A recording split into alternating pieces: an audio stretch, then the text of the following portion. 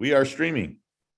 Thank you. Sorry, everyone, we're a little late getting started tonight. It's 5:08, and I will call to order the Quality of Life Committee meeting for October 6th. If we could get a roll call, that'd be terrific. Councilwoman Cassett. Here. Councilwoman Villarreal. Present. Councilor Garcia. Present. Councilor Rivera. Here. Chair Councilwoman Romero Worth. I am here, and I heard a little murmur of a very tiny human, maybe joining Councilor Garcia. Okay,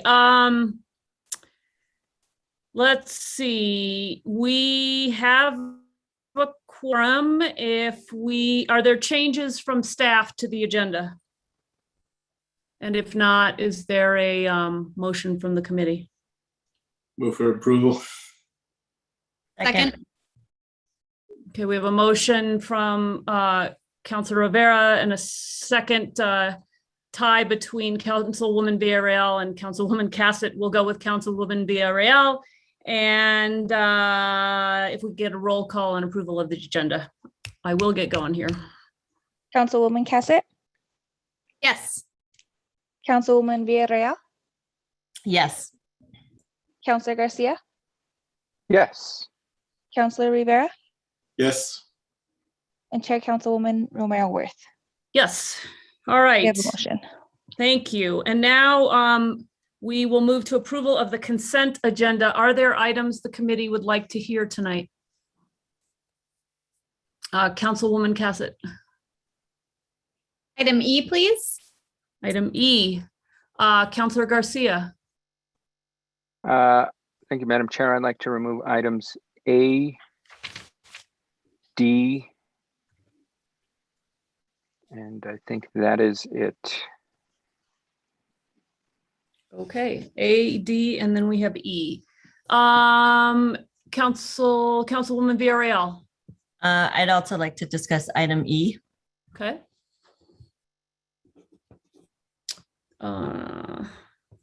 Is there a motion? Move for approval as amended. Second.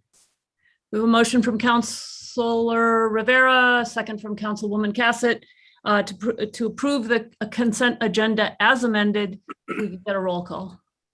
Councilwoman Cassett. Yes. Councilwoman Villarreal. Yes. Councilor Garcia. Yes. Councilor Rivera. Yes. And Chair Councilwoman Romero Worth.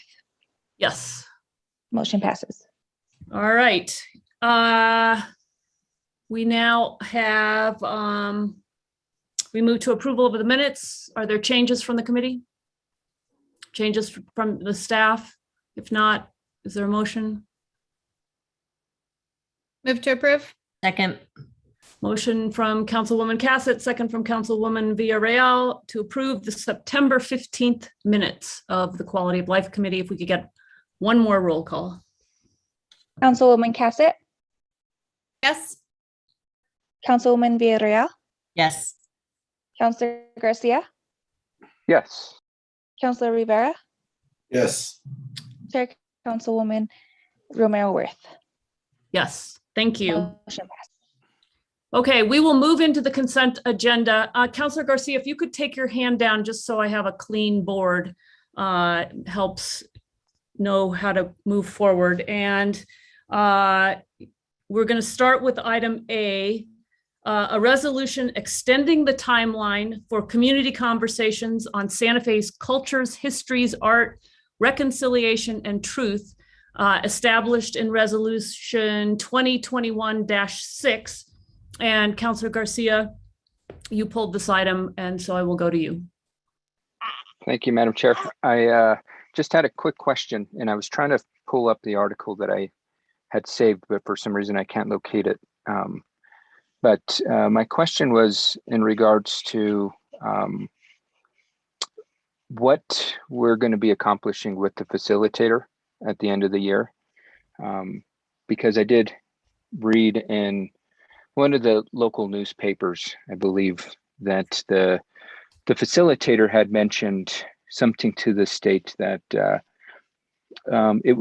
it's not a priority to address the status of the monuments or statues. And I think that to me is a bit concerning, that we can get through a whole year of this process and not have any type of resolution on what the community wants to do and how they would like to move forward with the Soldiers Monument and the Don Diego de Vargas statue and any other problematic site in the city. And so I guess I don't know if the facilitators are on with us, but that to me, as I mentioned, causes great concern, because it then ultimately then I guess my question is, what are we trying to accomplish in this first year if that is not one of the goals we are trying to accomplish?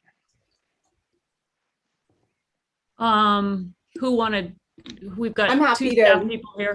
Okay. Sure, I can start and Pauline can finish. I think, I mean, the intent of our resolution is to just simply align the timeframes. Our consultant is not on this call, or on this Zoom meeting, I apologize, but the intention of this resolution is just to align the signed contract date with the, to give the full 12 months. Pauline, I don't know if you wanted to add additional context on behalf of the contractor regarding a quote that they had in the New Mexican, or I'm sorry, whatever local paper. Councilor Garcia had that. Yeah, Madam Chair Romero Worth, Councilor Garcia, and congratulations, Councilor Garcia. I love to hear the baby in the background, just brings a smile to my face. So very welcome. I don't know the specific article that you're referencing, but I do know that the scope of the work for the 12 months will, if you're asking what's going to happen by the end of the year, which I'm assuming you mean December, which was the original date, if we had been able to get the contract and the PO done by January, it will still align with the 12-month process where they will begin their facilitation, their activations, the cultural history series, continue that on. They just are going through the identification and selection of the project facilitators. And then will be doing training with them and then start to deploy them out into the communities in different ways. So to allow for the full scope of work to happen, we need to align it with the August date of when the purchase order was done. So part of their questions not only talk about public art and monuments, which will fold into Soldiers Monument, but it's actually a larger umbrella of getting community input about what their values are, what they would perhaps like to see, and again, being community driven. So there is a general parameter per the scope of work and per the resolution that the consultant team Art for Life is addressing. But I think at the end, the recommendations will be more inclusive or wider, broader range than just one particular monument. Thank you, Pauline and Christine, for that update. I appreciate it. And I apologize. I do understand the intent of this agenda item in regards to the alignment, which I completely agree with. But as I mentioned, I did have some concerns when I thought our intent of the contract was to begin to address some of these public monuments and statues and have some kind of guidance given, and that is, in my opinion, would have been part of a priority of the project. And I guess I'm going to have to just try to find the statement, because I do want to confirm that once this ends at the end of August, we will have some type of guidance given to the city in regards to the feedback we were able to get from the community regarding the statues and monuments in the city. I don't want this a matter that we spend years on, in the sense. I think the community's been waiting over a year for this, and it will be nearly 2 years in August. That would have been when the Soldiers Memorial was torn down. And I think we need to be able to at least have some type of beginning of closure on this process and next steps. And If possible, if we can maybe get that clarification from the facilitator, either offline and sent to this committee or to the governing body, or have her show up during the this portion during the next governing body meeting, just to clarify for not only for the governing body, but for the community as well. Councilor Romero, And I believe, Madam Chair. yeah, City Clerk, I believe you had some I did additional just have comments. one clarification, yes, on that, and I apologize, Councilor Garcia, for not mentioning this in my original statements, but we actually have the first present update from Artful Life scheduled for the November agenda, the first agenda in November. It's their first quarterly report to the governing body as well. That'll be on November 10th. So I did just want to mention that as well. They will be presenting to the governing body on the status updates, but the intent, I think, has been to not only fulfill the contract, but as Ms. Kamiyama mentioned, really be listening to the public. And from what we've heard so far, the survey that they've released online is already getting really important feedback. So I did just want to note that they will be going to the governing body on November 10th. There is an agenda item for that meeting for an update to the council. Okay, thank you so much. I appreciate that. It's still, I mean, I would hate for us to extend this contract if we're not getting one of the deliverables met from the onset, or the facilitator doesn't see that as a priority of the process. And I think I would feel a lot more comfortable voting for the extension, hearing from the facilitator what their thought is in regards to what the deliverables are. And as I mentioned, what I read in the paper was a bit concerning to me. But with that, no other comments, Madam Chair. Okay, other questions from the committee? Councilor Rivera. Thank you, Madam Chair. Ms. Kamiyama, so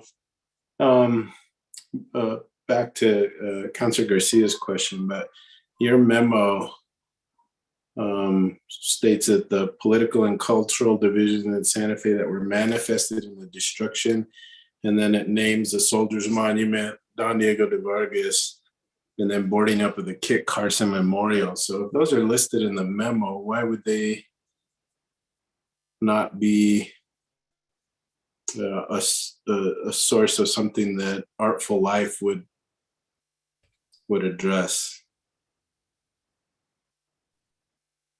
Madam Chair Romero-Worth, Councilor Rivera, thank you for the question. Yes, in their scope of work and in the resolution, that is all stated. So it is part of their scope of work. And so through the community engagement, through the community-centered process, where they're gathering, whether it's information from the survey questions or in person or Zoom, or the cultural history series, they'll be gathering all these data points and information that will inform the recommendation. And that's all from being community-centered recommendations about how to move forward, whether it's on these three issues or the larger question about monuments or public education curriculum. It could be a lot of different things, but definitely what's in the resolution is part of that scope of work that they will be addressing in the recommendation. So you said the big picture, and I'm fine with that, but they're gonna focus also on the specifics of, I guess, the Soldiers Monument and Don Diego. Madam Chair, Councilor Rivera, I believe that is part of their discussion. And again, their process is to be grounding and building of community. So it's not the first question that gets answered. If you've looked at the survey questions, it's a way to transition into getting a common understanding and common connection about what our values are, what we think is important, and then those larger questions about the current situation, and then looking into the future of how we as a city want to commemorate and what our values are. So it's done in layers. So we're not starting the first meeting off with asking what does it want, but really the answer, the questions will be addressed and the recommendations will be formulated. So I hope that answers that, but yes. Okay, thank you. Thank Yeah. you, Madam Chair. Yeah, Councilor Rivera, just to also add to that, I do just want to note that we do include that language because it is a core of the resolution that approved chart. And so we are diligent in making sure that basically the language reminding us why we passed the chart resolution in the first place is included in our communication. So I do also just want to follow that up because it is in the memo. It's also, on the educational piece in front of the obelisk on the plaza as well. So. Thank you. Okay, other questions from the committee? Is there a motion? Move to approve. Second.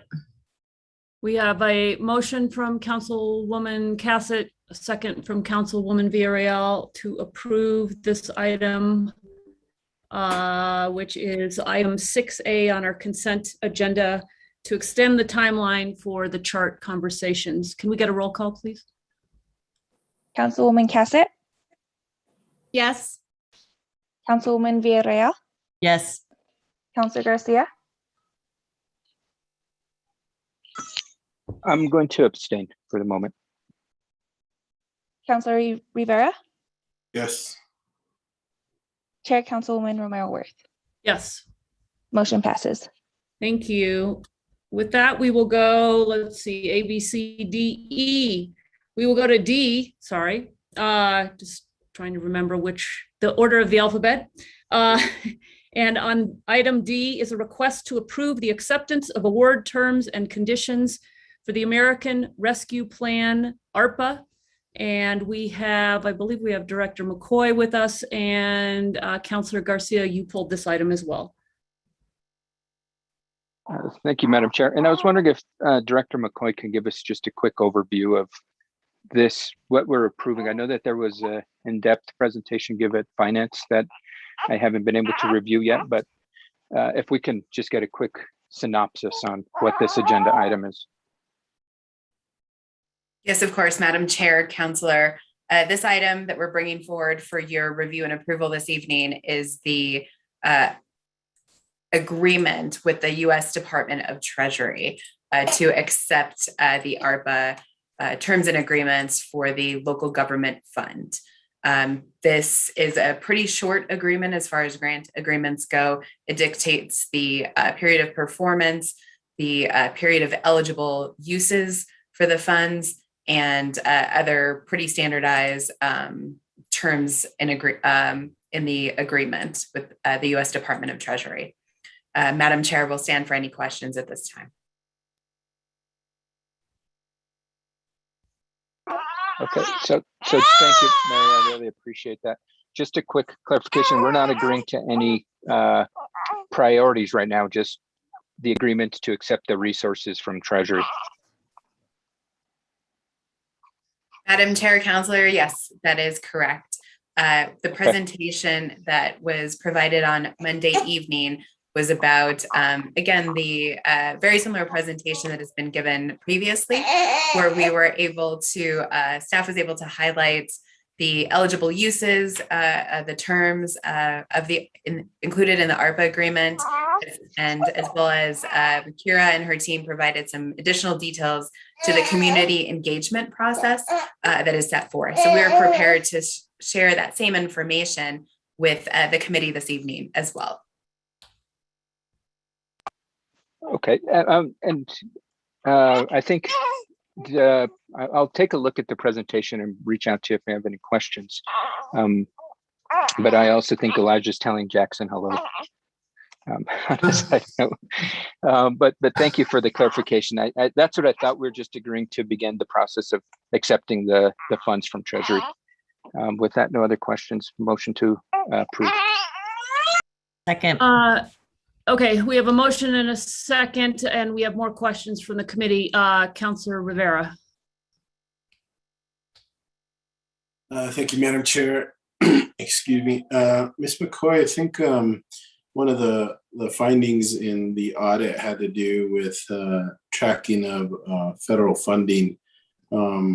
This is coming pretty quick after the audit. Are we going to be in a better position to track how we spend these funds and have a better process, I guess, moving forward? Madam Chair, Counselor, thank you for that question.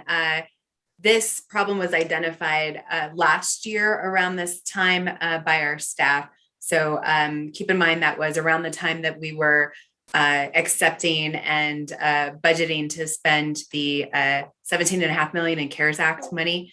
So our staff did arrange for us to use the project and grant ledgers for that particular federal grant award that came through the state.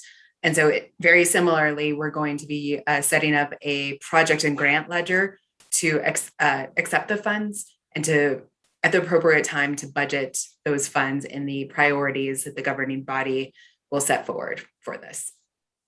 And then that'll make it easier to report how those how that funding was spent. Is that the bottom line? Madam Chair, Counselor, yes, you are correct. Using that project and grant ledger, it segregates the not only the revenue, but the expenses.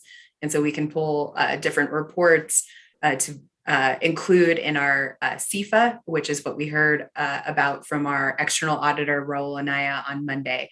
And the CFA stands for the Schedule of Expenditures of Federal Awards. And that is the information on expenses along with the revenue, the drawdowns that we provide to the auditors to track all of federal grants separately. And so now that we are using the projects and grant ledgers to track not just the ARPA or CARES, but all of our grants, we are in a much better position to be able to accurately report on all of our federal expenditures. So I think over the years since I've been here, it seems to get muddled a little more as you start to move money around. So will the funds stay in that ledger that you talked about and be spent out of there?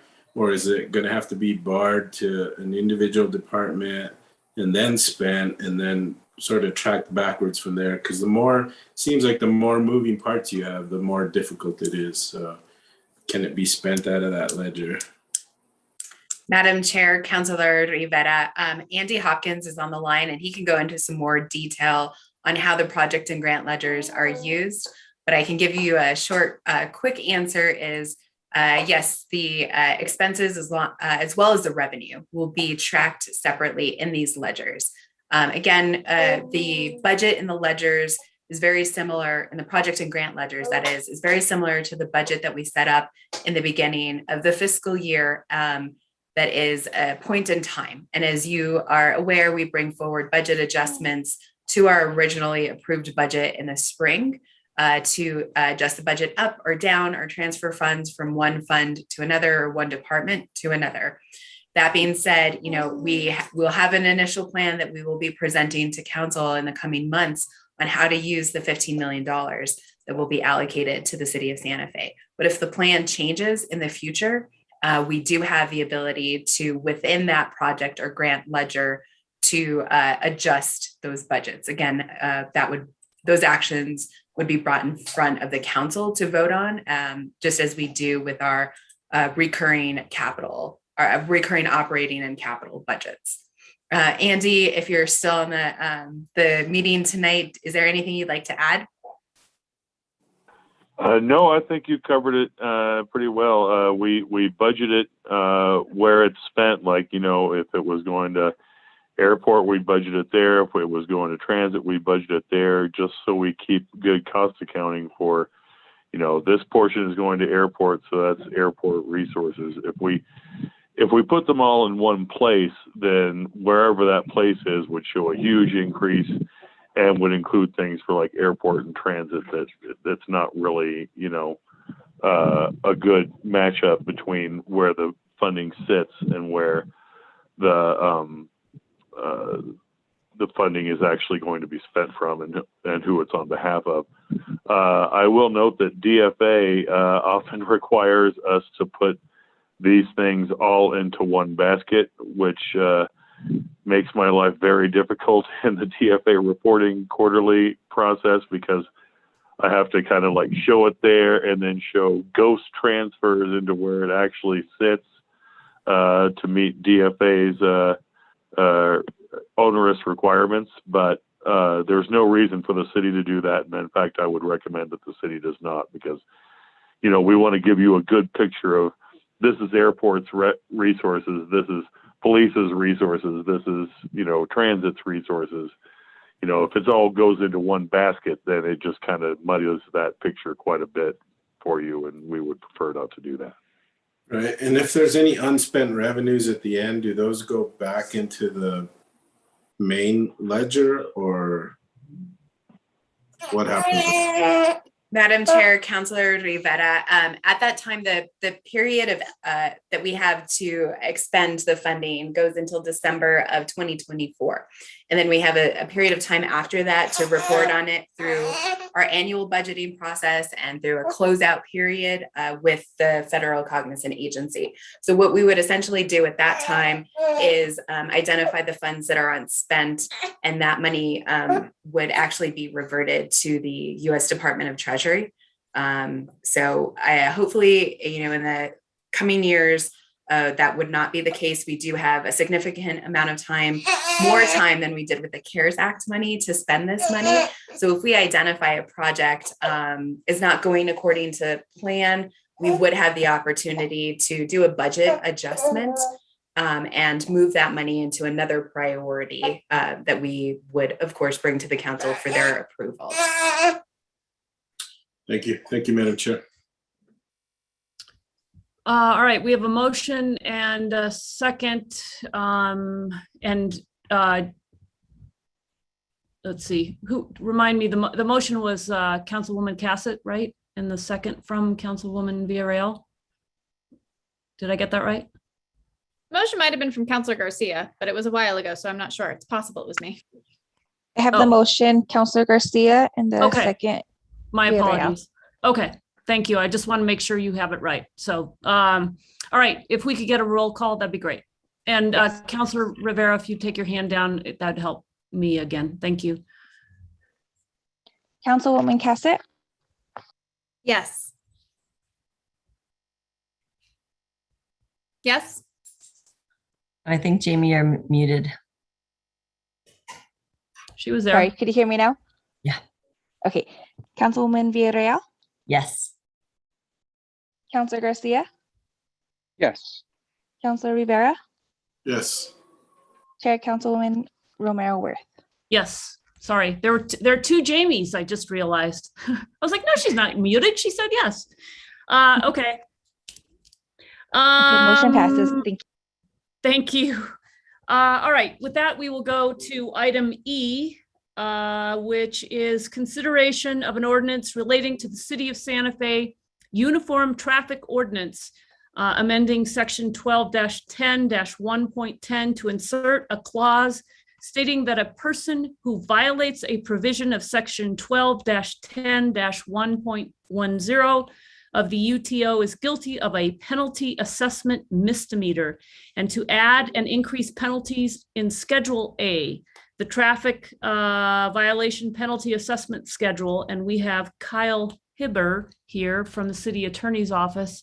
And I believe Councilor Cassett, you pulled this item first, and then Councilwoman Villarreal. So Councilor Cassett. Thank you so much, Madam Chair, and thank you, Kyle, for being here. So I think just to lay some groundwork, one of the things that I'm struggling with here is why people would be receiving citations for their mufflers, and that in some instances it might be because they've modified them, and we know that we've been having a challenging experience there, but there are also instances where people may have an older car, would not be able to afford upkeep on their car. And I essentially am concerned about, we don't want to penalize people for essentially not being able to afford this. So this is kind of what I'm struggling with here, and what I've been looking at as we are addressing this issue, as I know it's really been a big problem within the city, and kind of curious what is the correct solution that at the same time addresses the increase that seems to have occurred in the loud cars, the modified mufflers as we think that they are coming, as well as balancing out that there might be a challenge to individuals who simply cannot keep their cars up to date. So, Mr. Hebner, thank you for answering a lot of these questions via email. I am going to go ahead and ask them here because I think it's important for the conversation with the committee. So you got the answers ready, so that should make it easier. So one of the first things I did want to know is how many tickets have been given out for modified or loud mufflers, and really in the last few years, and you were able to give us a pretty good history for the last 4 years of this. Yes, Chair Romero-Worth, Councilor Cassett. So in 2018, there was one citation issued under this ordinance. 2019, there was also one issued. In 2020, there were 54. And so far, I should say, as of the writing of the fiscal impact report, there were 23 so far in 2021. And then how many of the citations that have been given have been in conjunction with drag racing? Chair Romero-Worth, Councilor Cassett, it looks like 7 of those citations have also had a charge for, I'm going to be a little broader here and say under racing on streets. That's ordinance section that includes exhibition driving, racing, and it would also include drag racing. Okay. And then I'm sorry, I did not give you forewarning on this question, so you may not have the answer, but of the other citations, do we happen to know how many of them seem to be a loud muffler because there had been modification that occurred, or, you know, that it was a stylized piece, or that it was simply an older car that the muffler was not? Because this doesn't just address loud mufflers, it also addresses mufflers that aren't meeting other certain codes. So do we have the differentiation between which are the loud revving muffler sounds that people are doing on purpose, as opposed to mufflers that may be the cause of just an older vehicle? Chair Romero-Worth, Councilor Cassett, I don't have that information in front of me. I can try to look at the citations and see if there's any sort of pattern with regards to the year of the vehicle. You know, in my experience, I think most of these have been a purposeful modification to the muffler instead of just an older vehicle that you know, needs upkeep and repair. Okay. But I can look in that and try to see if there's any sort of a pattern. Okay, that would be wonderful. Thank you. And I apologize that I did not give you forewarning on that, so that you could have that information tonight.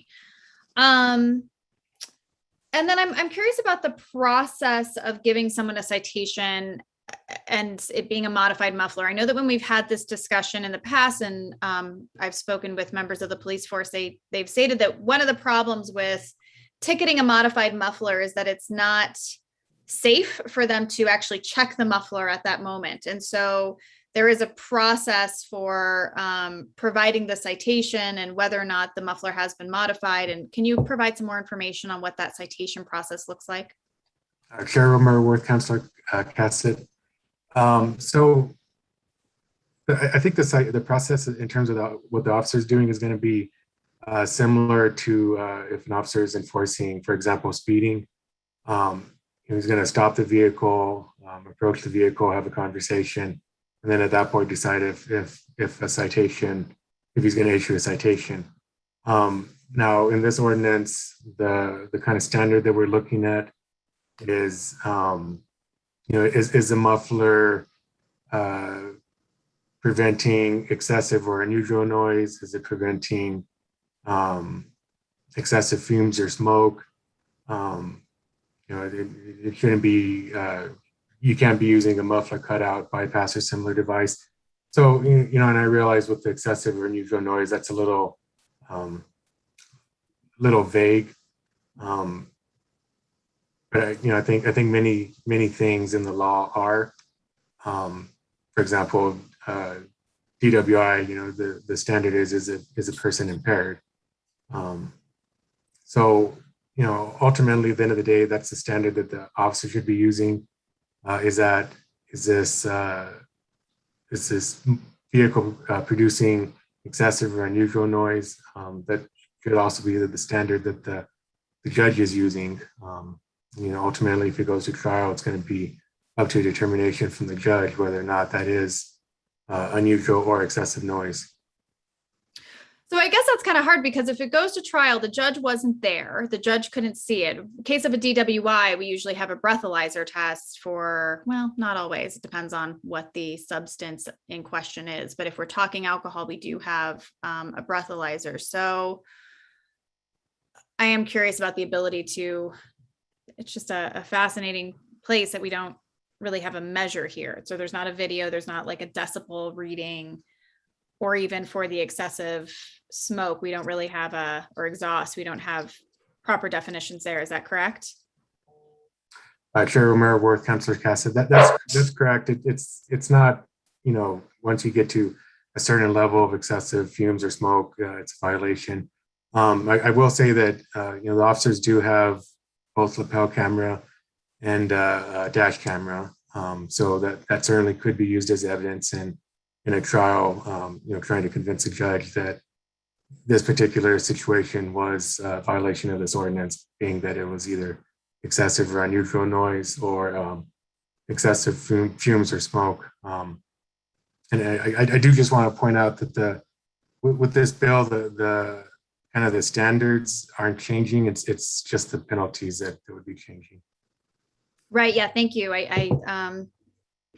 It is just a big jump. And again, kind of this concern about this equity piece, and when is this occurring and when are we giving out these tickets, and individuals' ability to have a fair trial if they choose to challenge it. So thank you, though. It seems a bit challenging. When with the dash cameras, are those on while the officers are driving around? So would a dash camera have, if they're seeing a car, are those on typically? Do we leave those on all the time? Do you know? Chair Romero Worth, Councilor Cassidy, I believe they come on, especially with the new system, I believe they're going to come on 30 seconds. So they're kind of always recording, but then they keep the information once the lights come on, and it goes 30 seconds back towards before when the lights came on. Okay, so there's a potential that they actually would catch it on camera. Thank you. So then, say somebody receives a ticket, they can't afford it, they would have the option to do community service, correct? Chair Romero Worth, Councilor Cassidy, yes, the municipal court judge could do community service in lieu of fines and fees. Okay, and that would be all fines and fees, including court fees? Chair Romero Worth, Councilor Cassidy, yes. Okay. And then, but an individual, in order to fight the ticket, they would have to show up at court and have a court date to go through that process, correct? Chair Romero Worth, Councilor Cassidy, yes, they would have to go to court to challenge the ticket. It is a penalty assessment, so at the time they're given the citation, they have an option to pay the ticket or to contest it in court. Okay. And then if they do decide to contest it in court, the judge can provide the option of giving them community services, but if they don't, they would have to pay the penalty assessment as well as any court fees, correct? Chair Romero Worth, Councilor Cassidy.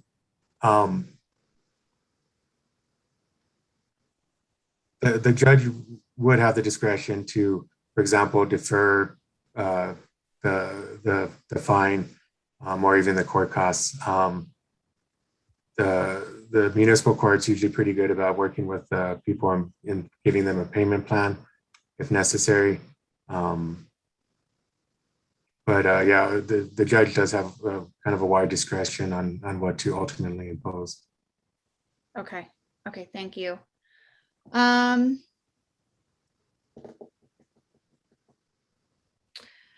And then I'm curious about the enforcement piece. I'm not sure if you're an individual that's able to respond to this, but that's something that we've been hearing about as this has been increases, that our police force has said, that there's just not the ability to enforce. And so I think that's kind of something that I'm struggling with. If the challenge is enforcement, if the challenge is catching people, then increasing the fine, how beneficial is it? And so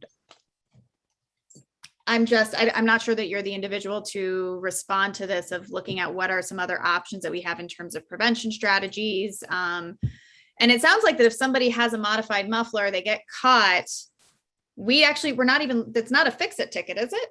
They can keep going and just hope that they don't get caught again. Chair Romero Worth, Councilor Cassett. No, it's more of just the fine and the fees. Now, when I've had these cases before, I've often offered to dismiss the case if they can show that they've fixed the muffler. Okay. Because then it's not a problem in the future. But that would be at your discretion. Chair Romero Worth, Councilor Cassett. Yeah, that would be kind of in my discretion. A lot of these officers are going to be prosecuting since it's a penalty assessment by themselves. So, it could be adoption at their discretion as well. Okay. And then you responded that you haven't heard of any, but I was curious if we've looked at any grant programs, or again, I'm thinking about individuals that might, or any resources that we know in the community for individuals that might just be challenged in the sense that they can't afford a newer car, or they can't afford a newer muffler. And so we are having the excessive exhaust, we are having maybe excessive noise. And, again, I would really hate for these individuals to be hit with multiple tickets there, instead of looking at some opportunities to assist them with repairs, or, ways to make sure that they're getting their mufflers into compliance. Have you heard of anything along those lines, seen of other cities who have done something similar? Chair Romero Worth, Councilor Cassett, I have not heard of any of these grant programs or financial incentives. In answering your questions, I did ask around some, and the people that I talked to have not heard of anything like that either. Okay. I'm not a car expert. Does anybody know, the cost of, how much does it cost to modify a muffler? How much does it cost to unmodify it? How much was it cost to repair a muffler that is just old and not functioning? Does anybody on this call have a broad idea of muffler costs? Chair Romero Worth, Councilor Cassett, I'm certainly not a car expert either. So. Okay. Well, something to think about over the next few weeks as we consider this. Okay, those were all my questions that I had. Thank you so much for your answers. I think I'm still struggling a little bit with one, is this, how does, this really zone in on the problem that we're having without some negative unintended consequences for other members of our community? Are we really, if enforcement and catching individuals is the issue, then it's still going to be occurring too frequently, and we'll just, my understanding is that if you're modifying a muffler for kind of the drag racing piece of this, or, if it's a aesthetic that somebody prefers, that my understanding is that it is pretty expensive. And so I'm just curious if this is really going to be helping us with that prevention piece, especially since we don't have a fix-it ticket here. And so that's another aspect that I am struggling with, and kind of not sure if this is really getting to the root of our issue, and then could potentially hurt other members of our community. So I'll yield the floor for now. I'm curious to hear what the other members of the committee are thinking about this. This is definitely an issue. We know this is an issue. We know this is a problem. We know that this is something that we need to be thinking how we address this. And I'm not sure that this is the solution, or maybe not the entire solution, or it might be on the way to the solution, but I think that we need to work on this a little bit more. So thank you so much. I'll yield the camera. Thank you, Counselor. Other questions from the committee? I also pulled this item, Madam Chair. Oh, I'm so sorry. Thank you. You have the floor. Thank you, Madam Chair. Mr. Hibner, I'm not sure if you'll be able to answer any of my questions. It was really kind of focused on how the police department handles this situation. And we all know this is a big issue, especially since COVID. I do want to mention that I don't think people know that this ordinance penalizing loud mufflers has been in place since 2011. Is that correct? Mayor Worth, Councilor Vieira, let me see if I can pull that up real quick. Apologize, I don't have it in front of me. I looked at the, I went through the ordinance and I see a date from,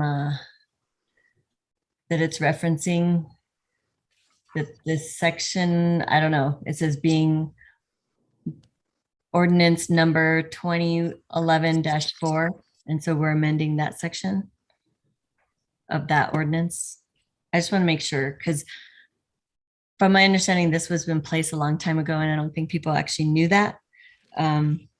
So when I think about this, like how effective has this ordinance been, it would be great to see over a period of time since it was implemented, how it's been utilized in terms of citations and numbers of citations given based on this ordinance. So there's that. I understand the intention of Councilor Lindell. It's just like we're all feeling exacerbated of not really finding a solution to this problem. And so it makes me think of like, what other things can we think about to solve the problem that's looking at root causes or ways that people can drag race, but not on main streets and have other places to do their recreation. But I haven't figured that out yet. I've been thinking about that quite a bit. Mr. Hibner, did you find the date? I think it was 2011, correct? Chair Worth, Councilor Vieira, I haven't been able to find it. I could certainly find it and then get back to you on that though.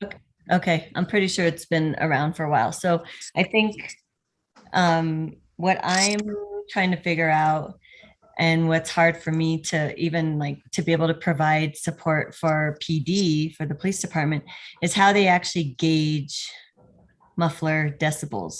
So we don't have any mechanism right now on the vehicles that track that or that can gauge that. Is that correct? Chair Worth, Councilor Vieira, I'm not aware of anything on the police vehicles that can measure that, but I'm not positive on that.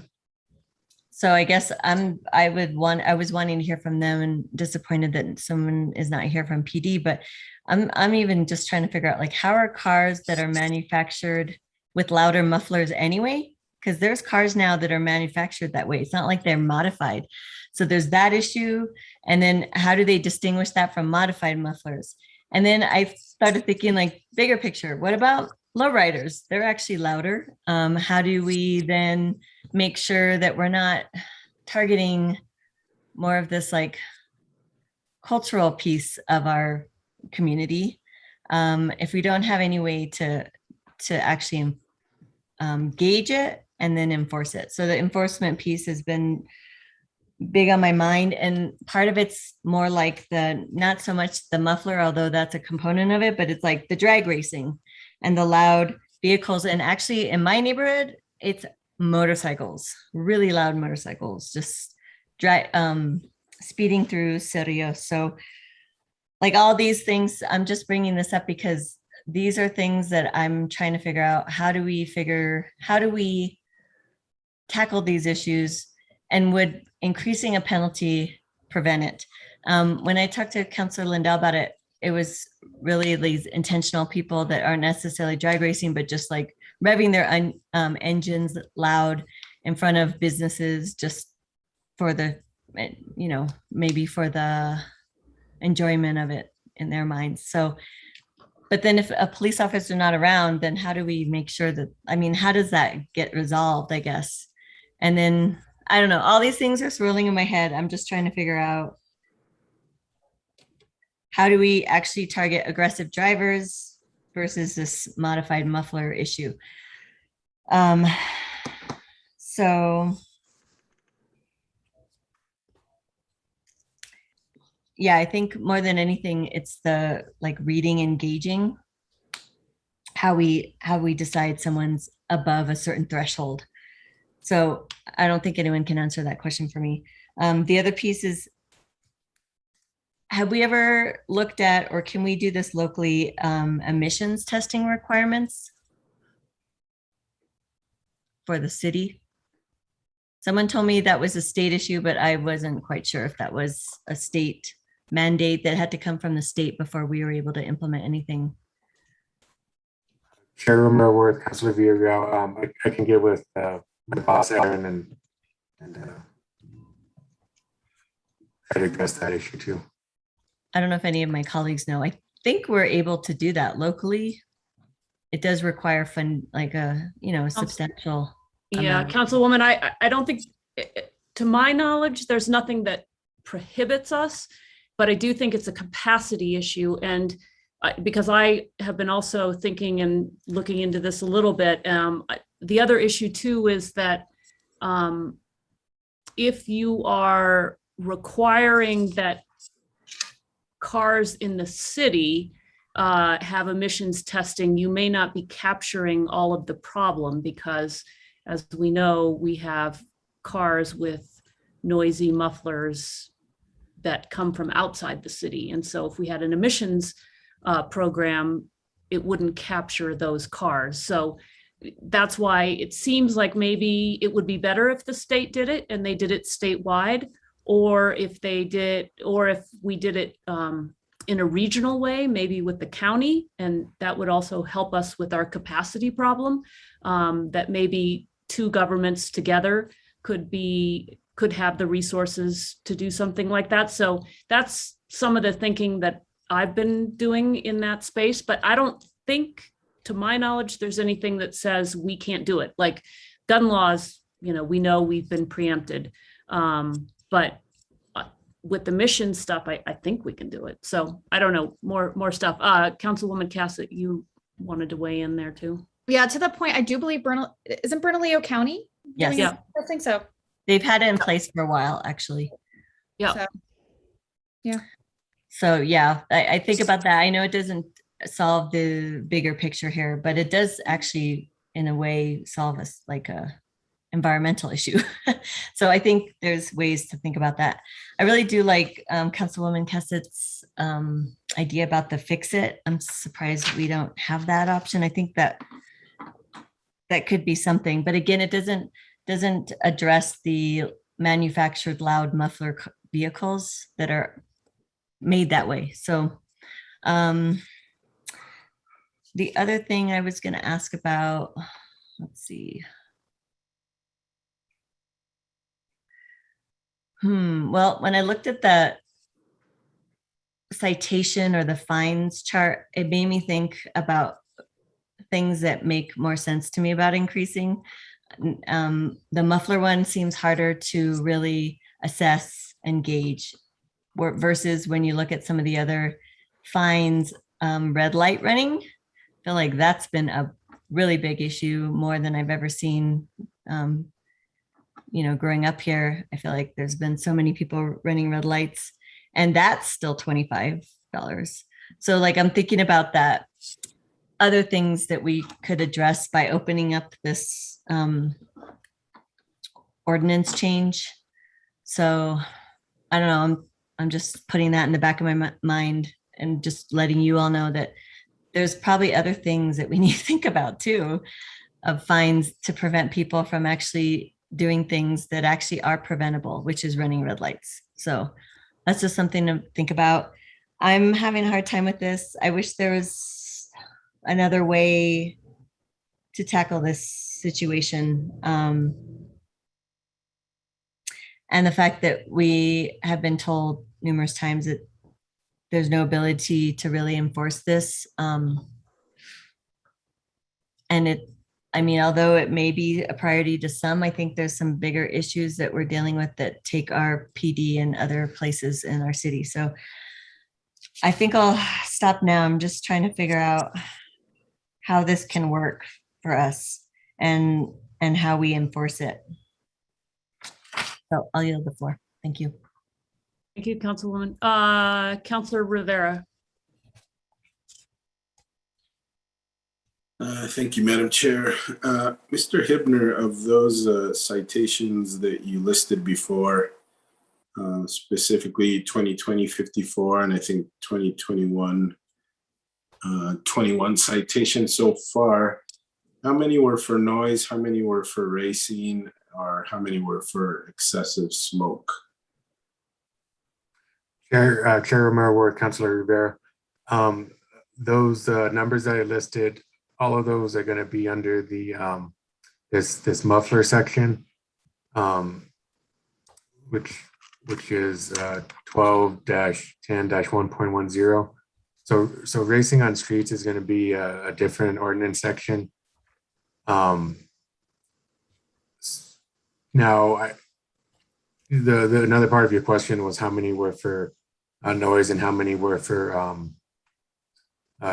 excessive smoke. I don't think I have an answer to that right now. I would have to look at the individual citations, but I can look at those and get back to you on that as well. Okay.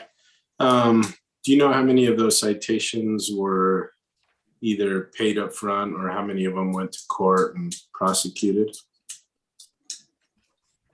Chairman Marworth, Councilor Rivera, let me pull it up, the fiscal impact report. So of those 79, 53 have resulted in a conviction. 20 of them have been dismissed.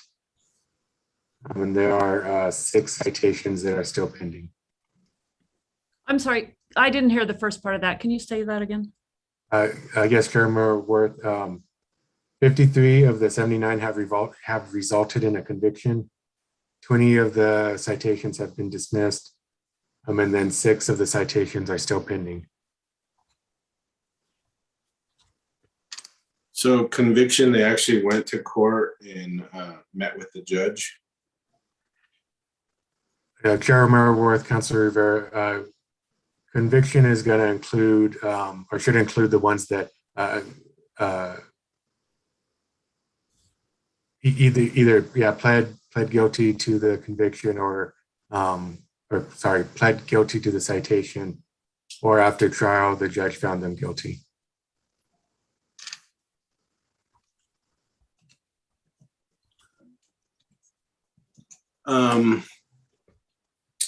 Of these citations, or what happens in the instances of diesel vehicles where you have these diesel pickup trucks that just emit a lot of exhaust just by nature of being a diesel vehicle? Chairman Councilor Rivera, the ordinance doesn't differentiate between diesel vehicles and non-diesel vehicles. It's still using kind of the same standard for everyone, and that's the excessive noise, or I'm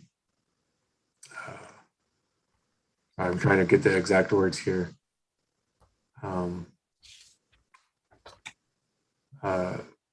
Excessive fumes or smoke, and excessive or unusual noise. I'm sorry. So back to Councilor Cassett's question about stock vehicles. I assume the same applies there, no differentiation if it's a stock vehicle, a Chrysler or a Mustang that just makes a loud noise just by the way they're made. It doesn't differentiate between that and a modified vehicle. Is that correct? Chair Romero, Councilor Rivera, I would say that's correct, except there is an additional prohibition against using a muffler cutout, bypass, or similar device. But as far as that, it's still kind of the same standard of the excessive or unusual noise. Do we know the area of town that these citations were issued or the demographics around them? Chair Romero Worth, Councilor Rivera, I don't know what areas of town or demographics that for these citations.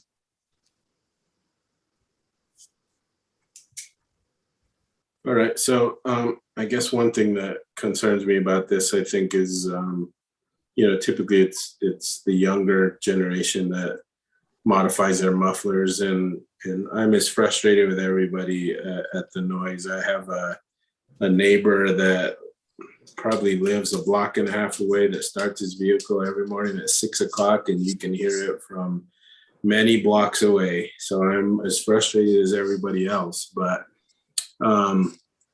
just want to make sure that we're not in a situation where we can be thought of as profiling a specific group of people, especially the younger generation, because they may do a lot of modifications, or that they may be, want a vehicle that's louder and not necessarily faster, but just sounds fast. I've been driving by many Nissan Sentras that sound very loud, but they're as slow as any vehicle I've ever seen. But they're very loud, and want to make sure that we're not in a situation where we're going to be thought of as profiling younger people because they want a louder vehicle. So that's just a statement. I don't need a response to that. Some of the language that has changed is a penalty assessment misdemeanor. So what was it before? If it wasn't a misdemeanor before, what was it before? Chair Romero Worth, Councilor Rivera. So it was still a penalty assessment misdemeanor before. It is just adding the sentence that kind of double specifies that. So there is a penalty assessment section at the end of the city's UTO, Uniform Traffic Ordinance, and it lists the various violations of ordinances and what the penalty assessment is. So it's always been a penalty assessment. It's just kind of making sure that that's clear, because if it doesn't specify, then the general traffic penalty applies, which would be up to 90 days and up to 300. But it was on the penalty assessment schedule. It's still on the penalty assessment schedule.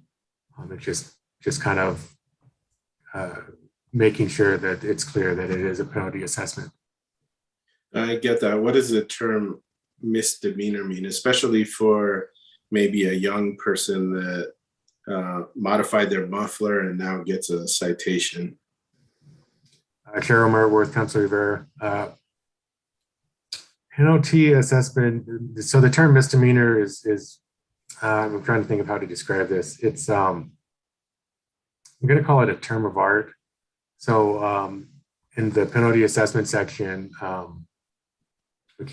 which is included, it says penalty assessment misdemeanor means violation of the following listed sections of the City of Santa Fe Uniform Traffic Code for which the listed penalty assessment is established. So I think I get what you're saying is that the word misdemeanor kind of distracts a little bit and makes it seem like it's a little bit more than the fine, but it is a defined word. So any of those penalty assessment misdemeanors are going to be punishable by whatever the council has determined to be the fine on that. So it wasn't in the language before. So if a young person goes to apply for a city job and they ask if they've ever been convicted of a misdemeanor, this would change that, correct? Chair Romero Worth, Councilor Rivera.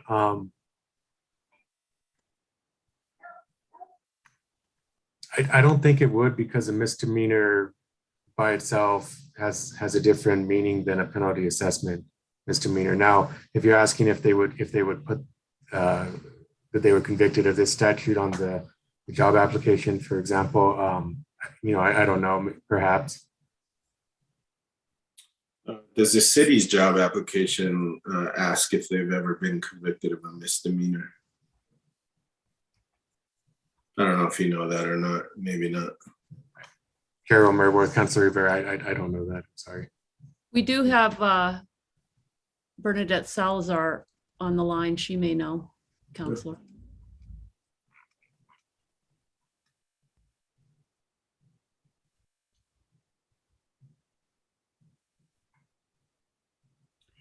Director Salazar, are you listening to our meeting?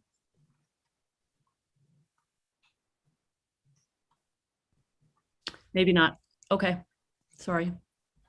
That's fine. I think everyone knows my concern is somebody with a modified muffler, and to Councilwoman Villarreal's point is that this has been on the books for a while and really nobody knows about it.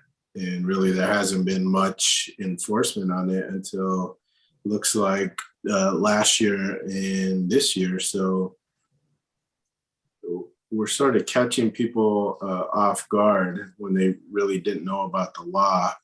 And then it could be something that could affect them. I don't think a job, if I remember correctly with the city application, it just says, have you ever been convicted? It doesn't ask for what it was or why or what. So I don't know how that would affect a job application. Maybe I'll email Ms. Salazar tomorrow and maybe ask her the question. But I have many concerns about this. And again, I'm just as frustrated as everybody else, but don't want to get into a situation where we maybe consider profiling or maybe having something on somebody's record when they really weren't aware of the laws that we've had out there, and I'm not sure that that's really fair. So that's all I have, Madam Chair.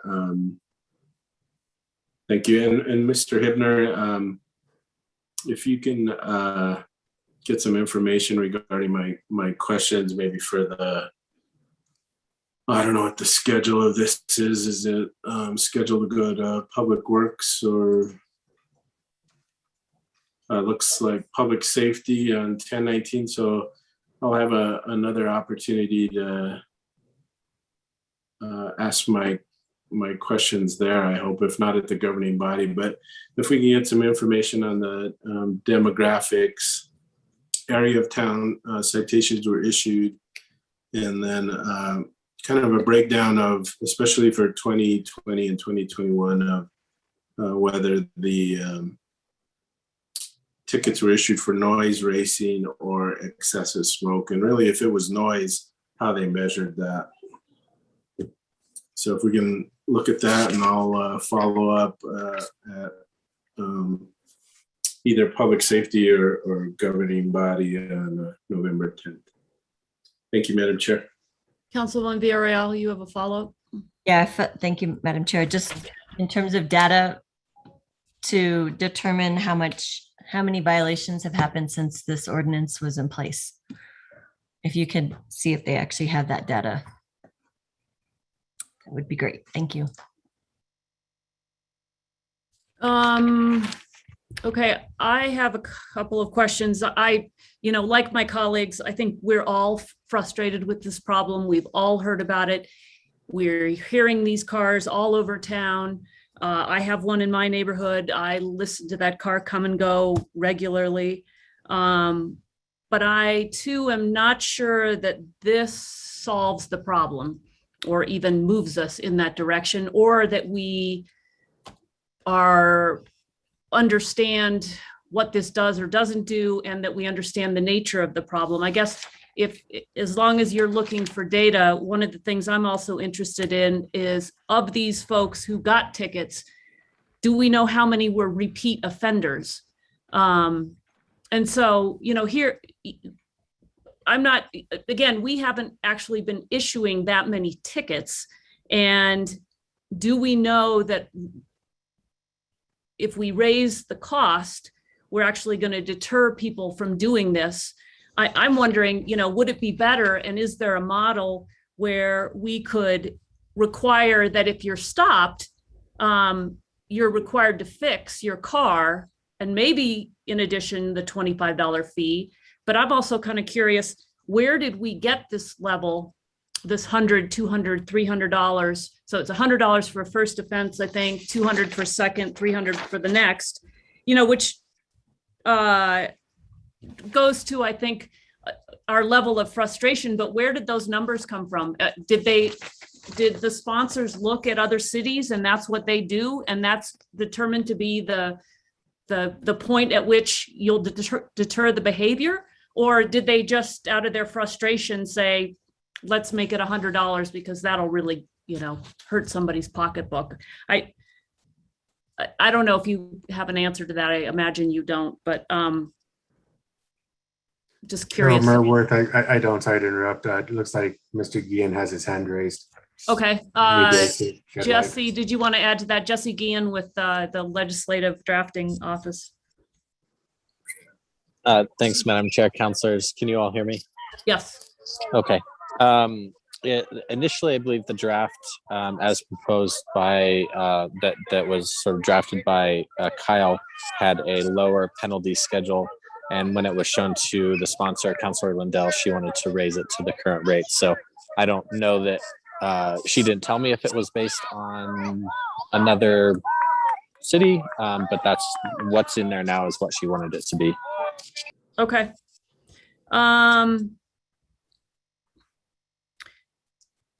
So I just, a couple of questions, I guess. So we know, and Mr. Hibner, I think you can answer, maybe you can answer this. So you said there were 53 convictions, and you said that included people who pled guilty and then those who were found guilty. Those who pled guilty, do you mean that they just paid the fine? Or with this kind of a ticket, do you have to go to court? Carol Merworth, this ticket does not require an appearance at court like some tickets would. So I would need to verify on the numbers just to be sure that I'm not giving bad information, but I would suspect that the number would include people that just elected to pay the penalty assessment, and also the people that went to an arraignment and pled guilty. But if I could have a chance to just verify that, I would appreciate it. Okay, yeah, I'd just be curious, like how many people just paid the fine, right? That would tell us that, maybe it's not high enough, I guess, or at least for some wasn't high enough. Or did they appear and I don't know. It would be helpful to get more information. I'm also concerned about the fact that, I think there was some questioning about the body cams and the dash cams. And my concern would be, do they capture the violation? And this, of course, goes to how do we know? And, if the dash cam goes on, I think you said what, 30 seconds after the lights go on the car? How does that work again? Carol Merworth, it's 30 seconds before the lights go on. So once the lights come on, what's downloaded is going to be 30 seconds before he flipped the lights on, before the officer flipped the lights on. Right. So we don't necessarily know that it's going to capture the violation. And then I wonder, how do we know, whether, I think this was Councilwoman Villarreal's point about how do we measure, how do we know that the muffler was excessive, but also what's excessive? I don't think we know that either.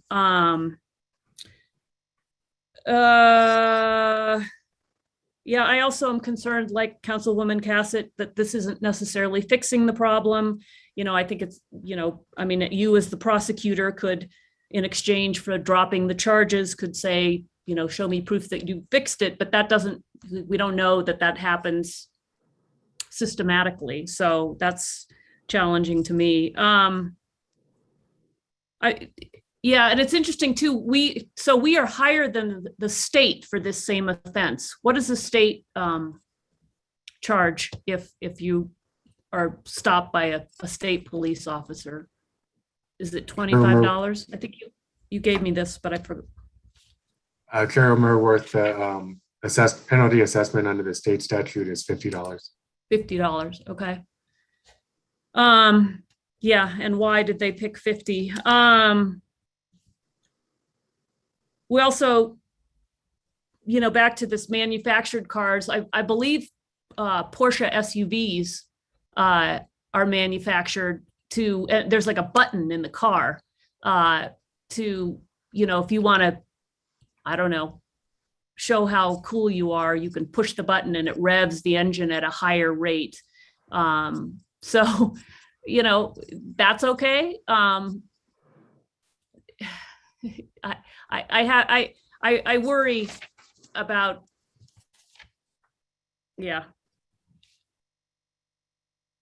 fines and fees and the unintended consequences of who we're capturing and who we're not.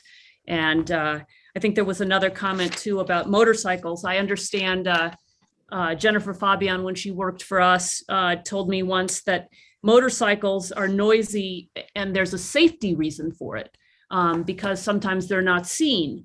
And one way that helps,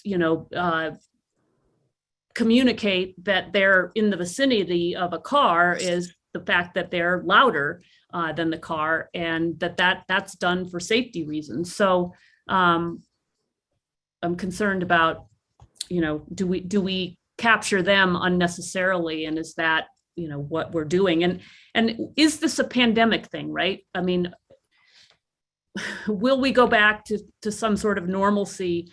I think it's interesting that in 2021 there are only 23 tickets, and we're in October. Clearly, in 2020 there were 54 tickets, and I get it, because everybody was home and the streets were empty, and there was more opportunity, and people were I don't know, probably blowing steam. Will this problem sort of self-correct with some time? And if we educate people that, hey, we can stop you and fine you, and you really don't want that to happen, do we need to increase the penalties in order to deter the behavior if people knew that this is something you could get a ticket for? And it is costly, because I think you also have to pay the court fees, right, if you're going to challenge it. And I believe you suggested that if you seek a community service route, those can sometimes get waived. Am I correct in understanding that? Carol Merworth, the court fees, ultimately it's going to be up to the judge whether or not those get imposed. I've seen that the judge will let someone do community service for fines and fees. Okay, that's interesting. And how often does that happen? I mean, that's at their discretion, right? So there's nothing in our law that says if you seek community service, your fees will be waived. Carol Merworth, I'm not aware of anything in our law that says that the judge must give community service in lieu of fines and fees. Okay. Yeah, I'm worried about fines and fees generally, and I'm working on some stuff around this, because I want to make sure we're also not unnecessarily spiraling people into debt. And particularly if we are, capturing people we're not intending to capture here. And if we're also not fixing the problem we're seeking to solve, these are all problems for me. So I don't know what the wishes of the committee are, but I would prefer that we not approve this bill, and, it can be heard by these other committees, and we can get more information. And I don't know if maybe there are other suggestions the sponsors have that help alleviate some of these concerns, or other things that we can do in combination. I don't know, but I have to say that I have a lot of concerns that this is not the best policy to solve the problem that we have. And believe me, I understand how frustrated we are. I am very interested in something like an emissions program, or that, it's also been suggested to me that you could also have some sort of program, and maybe this is more palatable at the state level, where your car needed to be checked in order to be registered, so that, you might look for the kind of tint, the darkness of the tint. You might look for a broken windshield. You might look for your muffler. You might look for, I don't know, basically the things that suggest that your car is safe to be on the road. And maybe that is a way of capturing this, and also getting more to the problem that we're trying to solve. So with that, there's some other hands up. Which of you was first? Councilwoman Villarreal, I think you were first. It's funny that you pointed, because I was in the other direction on my screen. I just wanted to add, I think the numbers that you said about 2020 were higher. It's because we had that specific Operation Peace and Quiet. I don't know what we called it. Peace and Quiet. Do you all remember the name? But it was a concerted time frame that they did the operation, and that is why. Yeah, it was a blitz, and and of course they all have names. Slow and roll. Slow and quiet, I think. Oh, slow and roll. Slow and roll. Slow and roll? Really? Slow and quiet? I don't know. Slow and quiet. I'll go with that. But I just feel like that's where the numbers actually increased from last year. And actually, I've heard that this is a national problem. It's not just our community. It's happening all over the country. So, and I would like to know what other people are doing to ameliorate this situation, and have outlets for people versus using their cars as outlets for stress and frustration. So that's all I have. Thanks. Councilwoman Cassett. I looked it up. It is Slow and Quiet, Operation Slow and Quiet, according to my emails. I guess I'm just trying to decide where we go from here. Is this something that we would want to actually hold and bring back to quality of life as we look at this? I guess maybe this is a question for Councilor Rivera. If you're there, I know that Councilwoman Villarreal and Romero Worth and I will all see it in finance. So we would have an opportunity again there. But I think those are either moving it forward without recommendation, knowing that some of us will have a chance to see it in finance, and so have a couple weeks to potentially look and see if we identify some solutions or bring it back to quality of life, considering that we do have to, we have a request to publish for a public hearing, and that could be impacted by whether or not we'd want to see it back here again. Yeah, that's really interesting, because if we deny it and then governing body requests to publish, which makes sense, it would have to be finance committee that approves it and moves it forward to the governing body. So if it doesn't get through finance, the request to publish, which is done on 10/13, I don't know how that whole thing would work out, but yeah, I would love to hear it back here another time. I just don't, if it passes through finance, then that's the only committee it needs to move on. So I think we have to kind of wait till that meeting happens to kind of understand how it's all going to work out. But I would love to hear it back here one more time. Well, and if you look up the makeup of finance, there's three of us right now that are unwilling to pass this. So that's why I was thinking that maybe it would be worthwhile to bring it back here for further discussion. But would it still move on to finance anyhow? And again, this goes back to our process of not being linear. So I guess it would go to finance, and then it would just pop back to us anyhow the following. So does it really matter in terms of what happens at finance as much, or just? Jesse, remind me, if we don't approve it here tonight, it would still go to finance, correct? Yes, that's correct. And if finance does not approve it, it still goes to governing body, just with 2 committees that said no. Sorry, can you hear me? Yes, it Yeah. would still go to finance. No, but and if finance doesn't approve it, it still goes to governing body. I believe it has to be approved by one council Oh, committee right. in order to get on the agenda. Okay, so really, we don't really need to hear it back here, because if it's not going to get through this committee and it's not going to get through finance, the sponsors are going to have to decide to fix it so that it can get through a committee. Madam Chair, Yes, sorry to interrupt. no worries. but, Just thinking out loud. Jesse, in between quality of life and finance is the governing body's request to publish.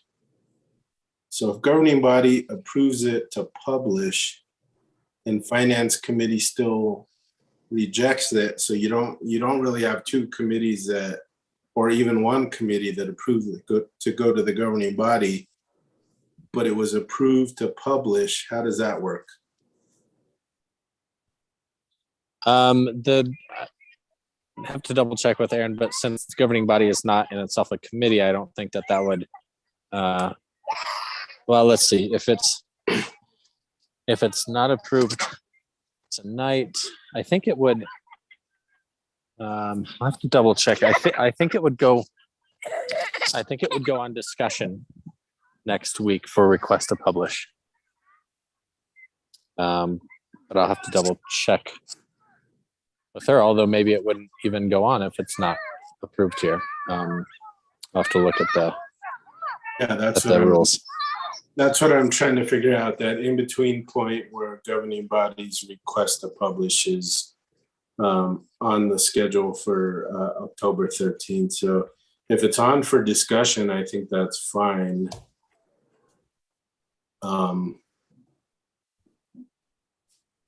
It would be on discussion. Okay. Even if it wasn't approved tonight. Well, that I have to double check, but even if it were approved, it would still be on discussion.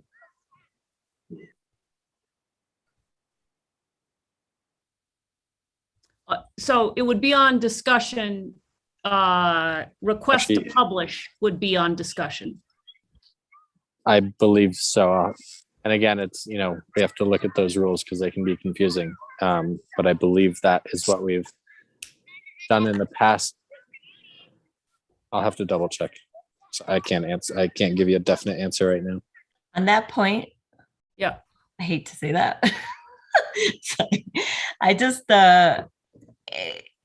if this is the conversation we're having now, and that there seems to be more work to be done, it would probably make sense to decide that the schedule is not going to follow this and that we need more time, and that's okay.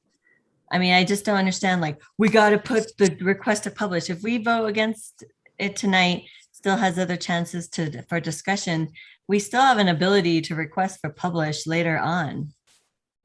It's not like we have to follow this. And so, Jesse, I guess I don't agree with you. Like, just because it's on the schedule doesn't mean it can't be modified so that we have time and the sponsors have time to reassess some of the concerns and questions or think about other things that might work better. I don't know. I just think that that's kind of an arbitrary.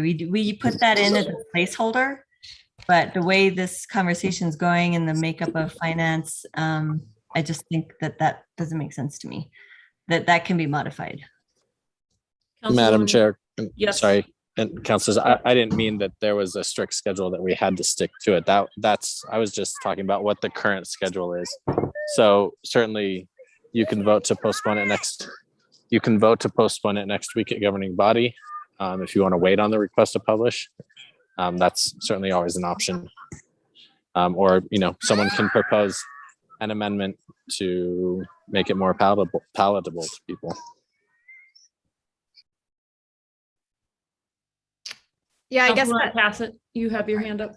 thanks. I guess that might be the question of speaking with the sponsors about, again, how much work they feel they might be able to put into this and suggest, or that some of us might be able to look at between now and finance, because if it's altered enough by finance, then it's still on schedule and it may pass finance if enough amendments have been proposed that it becomes something that the three of us who are sitting there who are currently against it could support. So now what happens if we vote to publish?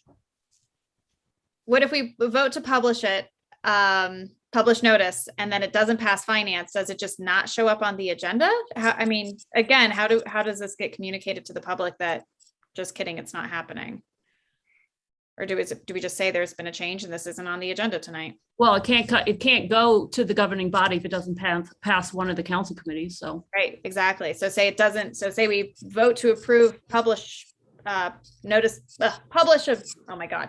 We vote to approve to publish it and then it doesn't pass finance. So it just doesn't show up and that's just what we communicate. Oh, Our Kristen. city clerk is raising her hand. Hi.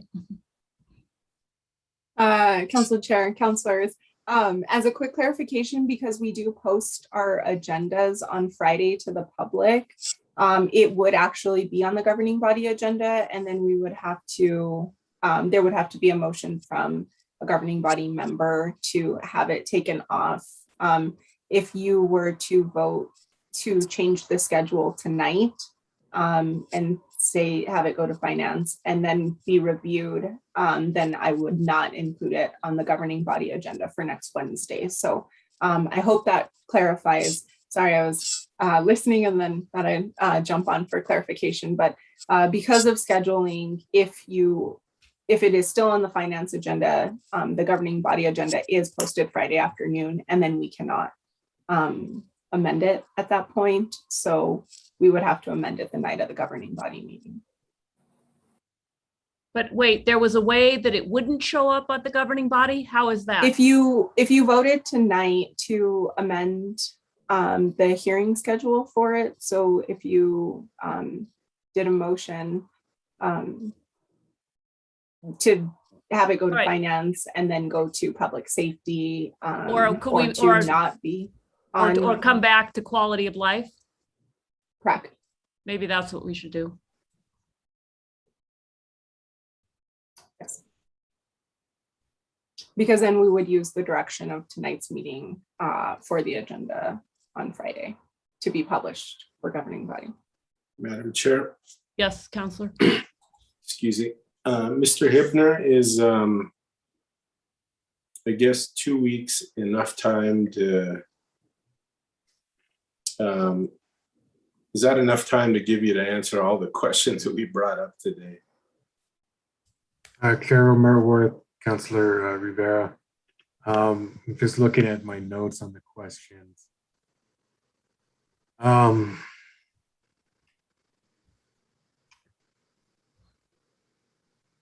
I think I could go through the citations and get a little bit more information within that time frame. Within 2 weeks? Yeah, with regards to how many were repeat offenders, how many were for noise as opposed to smoke, how old the vehicles were. I think I could go back because there's 79, so I think I should be able to do that within the 2 weeks. All right, so Madam Chair, I'll make a motion that this come back to the Quality of Life Committee at its next scheduled meeting, and that the committee review schedule be adjusted based on that change. And can you add in that motion that we're not approving the bill? Or do we need to do that? I don't think we need to do that. I think if Okay. we ask it to come back, Okay, we're All not right. approving or disapproving. We just All have a right. lot of questions. I don't think so. I think we need a motion and that the,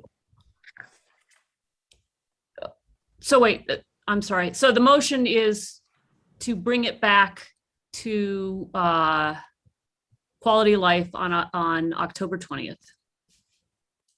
Correct? That's correct. And that the schedule be adjusted based on that motion. Okay, and is there a second? Councilwoman Second. Villarreal. I'm not seconding. I'm trying to understand. Usually we have to make a motion on this, whether it's postponing, denying.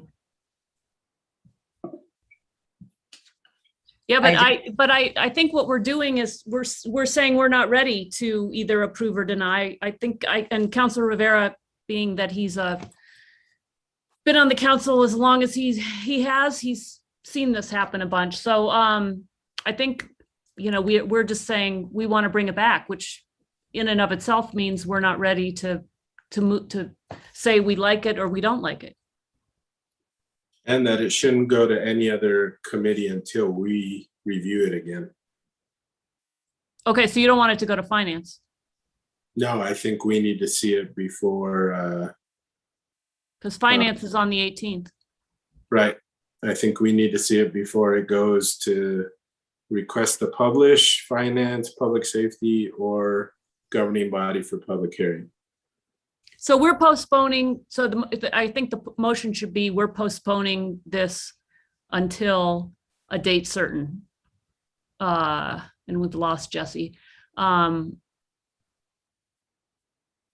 think that's the motion we want.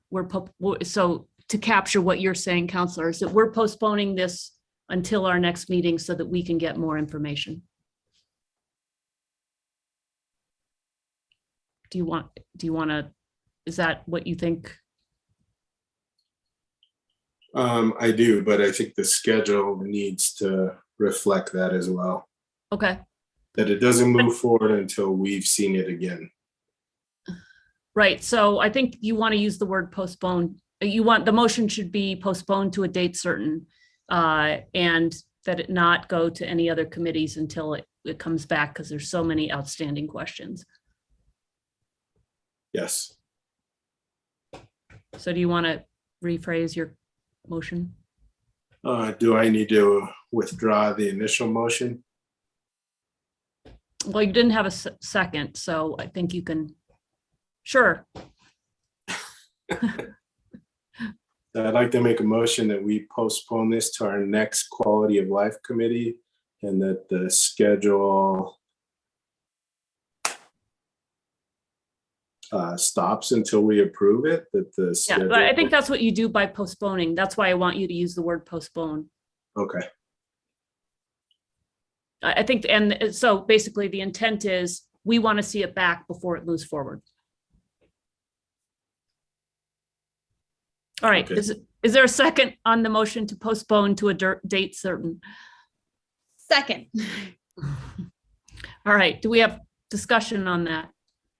Councilwoman Villarreal, your hand is still up.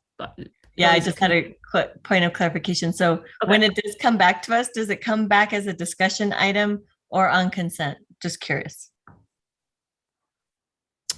I don't know the answer to that. City Clerk, do you know the answer to that? And we lost Jesse. Council Chair, Councilwoman Villarreal, I apologize. I did not hear the question. What was? I was just curious since we're bringing it back to us, we're postponing to the next quality of life. I'm just curious, when it comes back to us on that agenda, does it come back as a discussion item or under consent? For quality of life? Mm-hmm. It either, I think at that point, my recommendation would be that it would come back as a discussion item, but I think that's just because it probably makes the most sense. Yeah, I agree. Knowing in advance that you wanted to discuss that, so I can work with the committee chair to accommodate that as well, if that's the desire of the Quality of Life Committee. That's what I'd like to see. Thank you. Okay. Other questions, other comments, other discussion? If not, can we get a roll call, please? Councilwoman Villarreal, Yes. Councilwoman Cassett, Yes. Councilor Garcia, Yes. Counselor Rivera, Yes.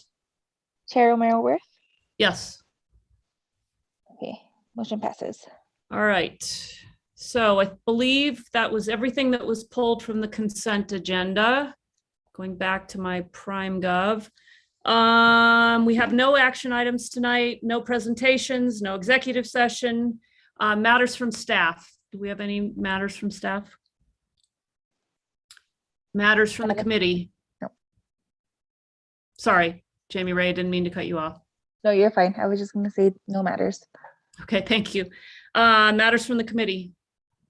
Matters from the chair. Our next meeting, Wednesday, October 20th. Have a good night, everybody, and thanks for your participation tonight. Appreciate it.